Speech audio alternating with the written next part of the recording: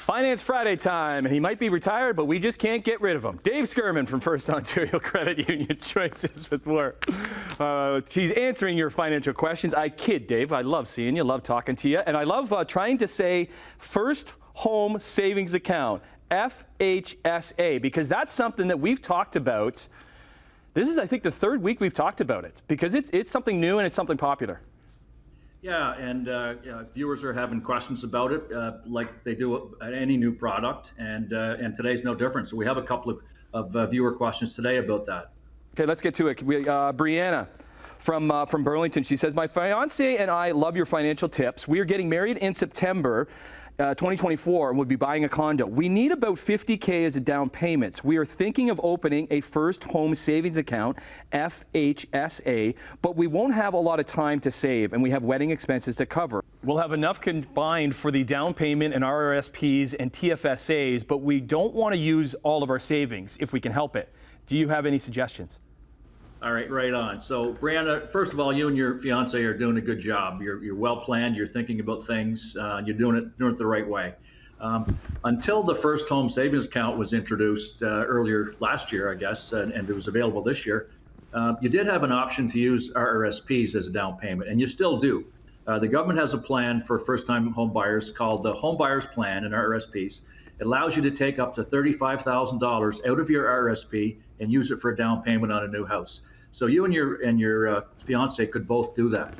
Now, the kicker to that is you've got to repay those dollars back into your RRSP over a 15-year period. Basically, you've got to pay 1/15 every year.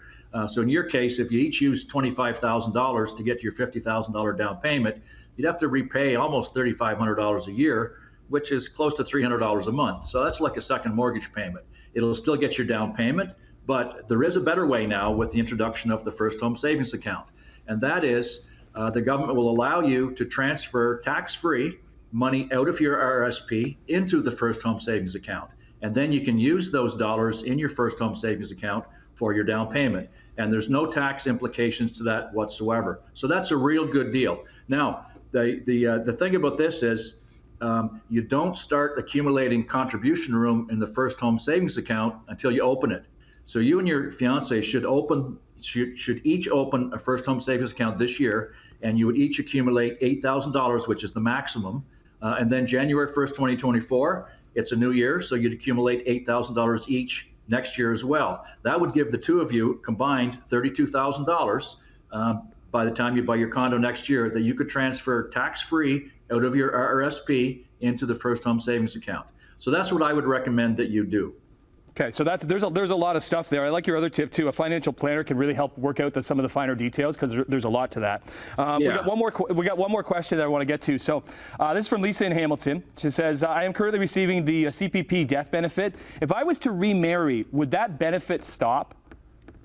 Lisa, up until 1987, yes, it would stop. But the government changed that rule back in 1987. In fact, when you say the CPP death benefit, it's actually the survivor's benefit that you're talking about, because the death benefit is a $2,500 payment that goes into your estate or the beneficiary for your final costs. But what you're talking about actually is the CPP survivor's benefit. And that is when the spouse would get a portion of the deceased spouse's CPP, which is a pension plan.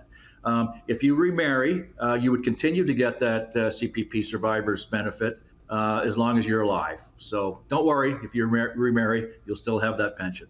Great stuff. Two good questions from viewers, as they always are. And if you have a financial question or topic that you want covered by Dave, email your questions to financefriday@firstontario.com or go through Twitter at finance_Friday. If your question or topic is covered on air, you can win a gift card from a local business in your community. All right, back to retired life, Dave. On your Friday, take off that tie and loosen things up. Have a weekend. We'll see you in a couple weeks. Love having you on the show.